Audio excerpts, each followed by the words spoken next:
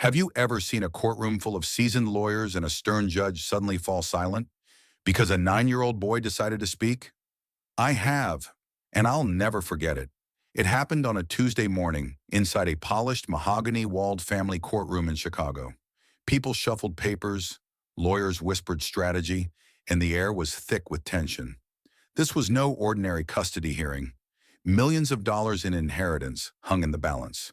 And then, from the child's side of the table, a small voice cut through the air like a sharp blade. "Your Honor, I'm my mother's lawyer." Every head turned. The boy's name was Malik Carter, and he stood there in his slightly wrinkled shirt, clutching a spiral notebook covered in his own scrawled handwriting. His mother, Angela Carter, sat beside him, eyes wide with both pride and fear. Across the aisle, Charles Ellington, a Chicago real estate mogul, almost choked on his coffee. Judge Raymond Hollis, a man who had presided over family court for 27 years, lowered his reading glasses. "I'm sorry, young man, but this is a legal hearing between adults," he said with deliberate patience. "I know, Your Honor," Malik replied steadily. "And I also know that under Article 12 of the United Nations Convention on the Rights of the Child, which the United States has ratified, I have the right to express my opinion on matters that directly affect me." He adjusted his glasses, a habit that, as I'd soon realize, signaled that something important was about to follow, and opened his notebook. "This case affects me more than anyone here, so I believe I should be heard." The silence that followed was the kind you could feel in your bones.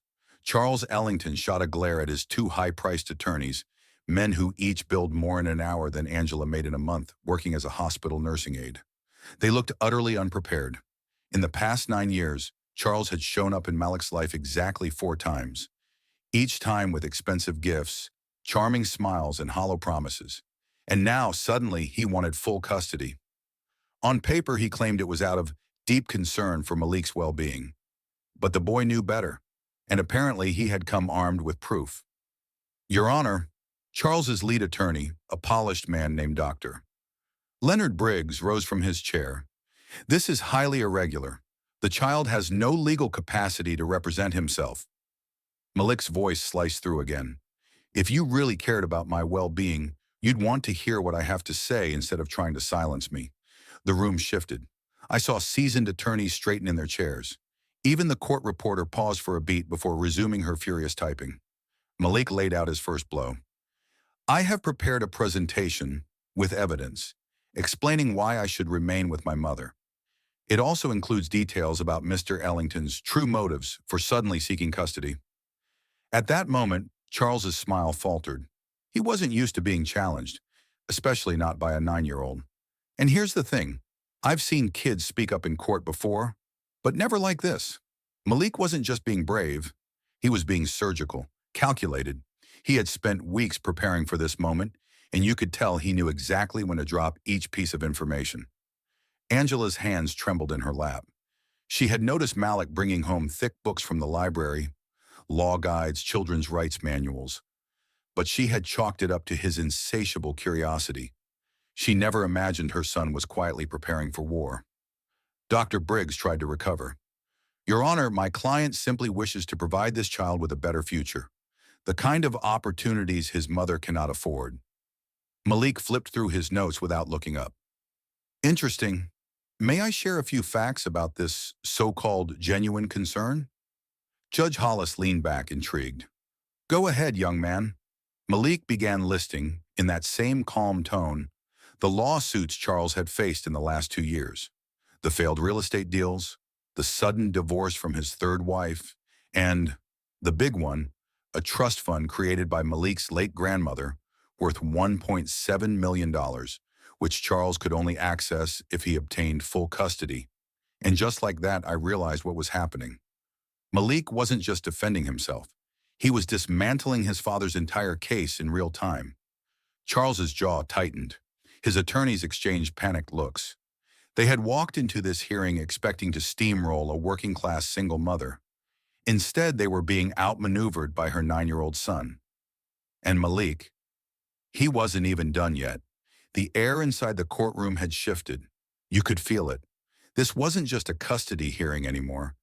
It was becoming a battle of wits, and the smallest person in the room was winning.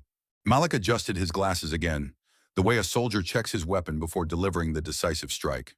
"Your Honor," he said, "I'd like to explain exactly how I came to know all this." Across the aisle, Charles Ellington leaned over to whisper to Dr. Briggs. Too late. Malik was already moving to the next page of his notebook. "For the last 3 months," Malik began, "I've spent every Tuesday and Thursday afternoon at the Chicago Central Library. I asked the head librarian, Miss Rodriguez, to teach me how to find public records, court documents, and archive news articles." Angela's eyes widened. She had known about the library visits, but she thought they were for a school project. She never realized her son was quietly building a case that would make grown lawyers sweat. Malik went on, his voice calm, deliberate. "Everything I've mentioned so far is public information. Anyone could have found it, but no one else cared enough to look. I'll tell you something from my own perspective here. In my years seeing these kinds of cases, this was the first time I had seen a child not only understand the stakes, but also strategically dismantle the other side's image, piece by piece." He reached into his backpack and pulled out a manila folder. It was thick, organized, and labeled in neat block letters. Ellington, Custody Case Evidence. Inside were 17 printed lawsuits. Malik placed them neatly on the judge's bench.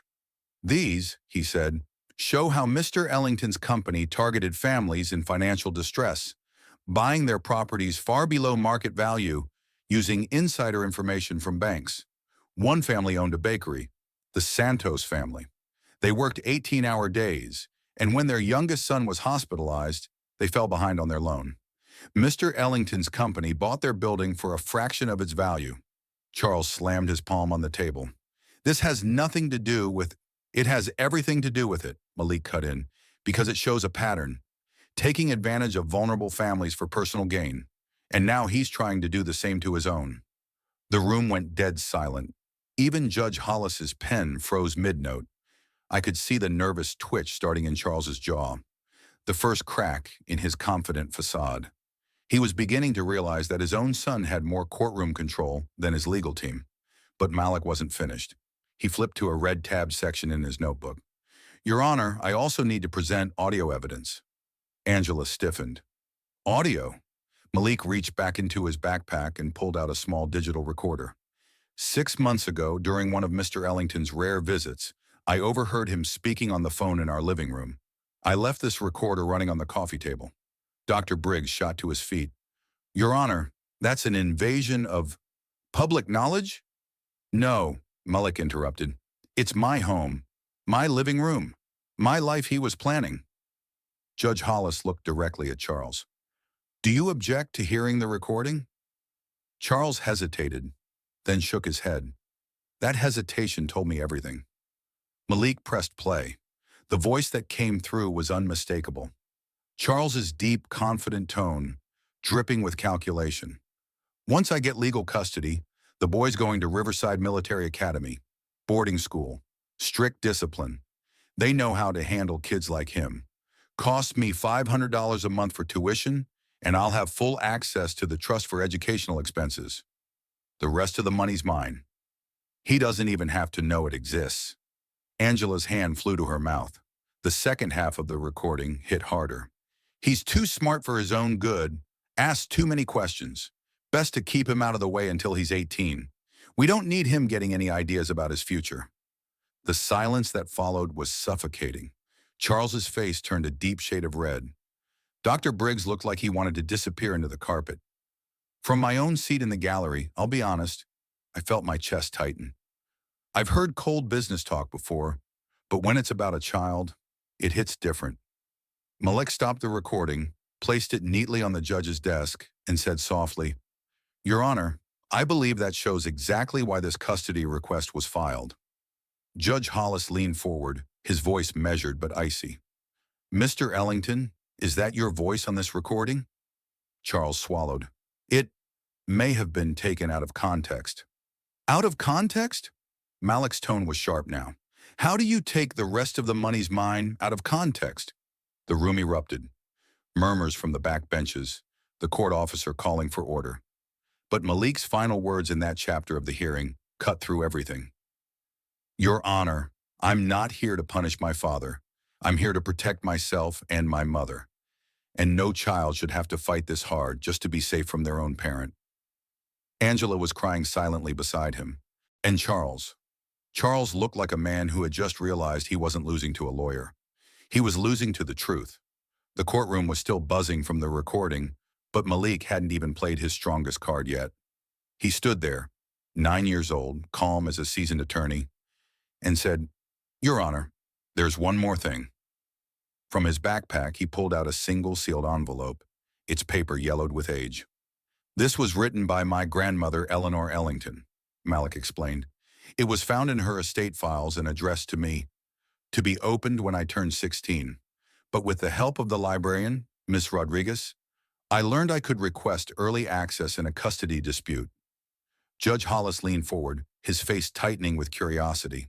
Malik unfolded the letter and began to read aloud. "My dearest Malik, if you are reading this, it means your father has tried to take you away from your mother. I have feared this day might come. Your father is not the man I hoped he would be. That is why I created the trust fund, not as a gift for him, but as a shield for you. If he ever tries to claim custody for money, use the resources I've left to protect yourself. I believe you are stronger than you know, and I trust you will use your voice to fight for what's right.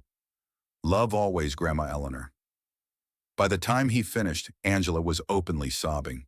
Even some of the court staff had tears in their eyes.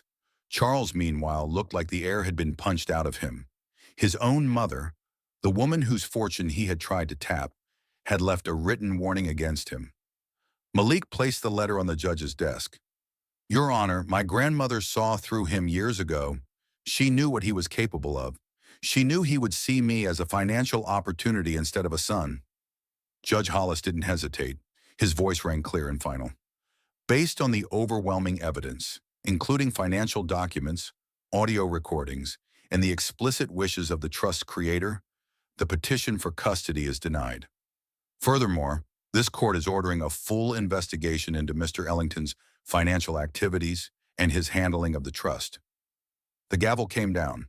The sound cracked through the room like thunder. It was over. Charles Ellington slumped in his chair, pale and defeated. Moments later, 2 court officers escorted him out, not just as a failed petitioner, but as a man under immediate investigation for fraud. Malik quietly packed up his notebook, his recorder, and his folder of evidence. Then he turned to the judge and said something that made the entire courtroom pause. "Your Honor, please tell Mr. Ellington that I didn't do this out of hate. I did it because every child deserves to be loved, not bought. And I swear for just a second, I saw something in Judge Hollis's eyes. The rare kind of respect a man like him gives only when he knows he's witnessed history." 3 years later, the case had become a national sensation. The recording went viral. News anchors called him the boy who beat the system, and state legislators started talking about giving children more legal rights in custody disputes. At 12 years old, Malik had already turned that one courtroom battle into a movement. He created the Carter Voice Project, setting up children's rights corners in over 1,200 public libraries. He toured schools in low-income neighborhoods, teaching kids how to understand their rights. Angela's life had changed too. She'd been promoted to head nurse, and the hospital started a scholarship program for single parents in her honor. And Malik? He wasn't chasing fame. He wasn't cashing in. He just kept working. One morning, live on national television, a host asked him, "Malik, how does it feel to be called the smartest kid in America?" He smiled and said, "I'd rather just be called the boy who proved kids have a voice." Meanwhile, where Charles Ellington's world had collapsed, the investigation uncovered years of fraudulent deals. He lost his company, his penthouse, his marriage. He spent 18 months in prison and was now living in a cramped apartment, selling electronics on commission. And here's the part that gets me. Malik never publicly trashed him. Whenever interviewers brought up his father, Malik simply said, "I hope he learns that love can't be bought or stolen. I've set boundaries, but I wish him peace." That quiet dignity cut deeper than any insult ever could. The letter that came back 6 months before his 13th birthday, Malik got a handwritten letter in the mail. It wasn't from his father. It was from a 10-year-old girl named Sophia Martinez who had used Malik's library project to stop her grandmother's eviction. Her last line read, "Thank you for teaching me that even kids have a voice. I used mine, and I saved my family." Angela found him sitting on his bed, reading that letter over and over. She asked, "How does it feel, knowing you've helped so many people?" Malik smiled. "Remember when you said sometimes the scariest moments become the most important? I get it now. If my father hadn't tried to take me away, none of this would have happened." Full circle years later, Malik became the youngest lawyer in state history at just 16. His first case? Suing the public school system to make basic legal education mandatory for all students. He won and changed the law. Standing on the courthouse steps after that victory, reporters swarmed him, microphones in his face. Malik just said, "I was 9 years old when I changed my life and my mother's life forever." Every kid has that power. They just need someone to believe in them. That's the part of this story that stays with me. Yes, he destroyed his father's case. Yes, he outsmarted millionaire lawyers. But his real victory wasn't revenge. It was building something bigger than himself. A legacy that would protect thousands of kids from going through what he went through.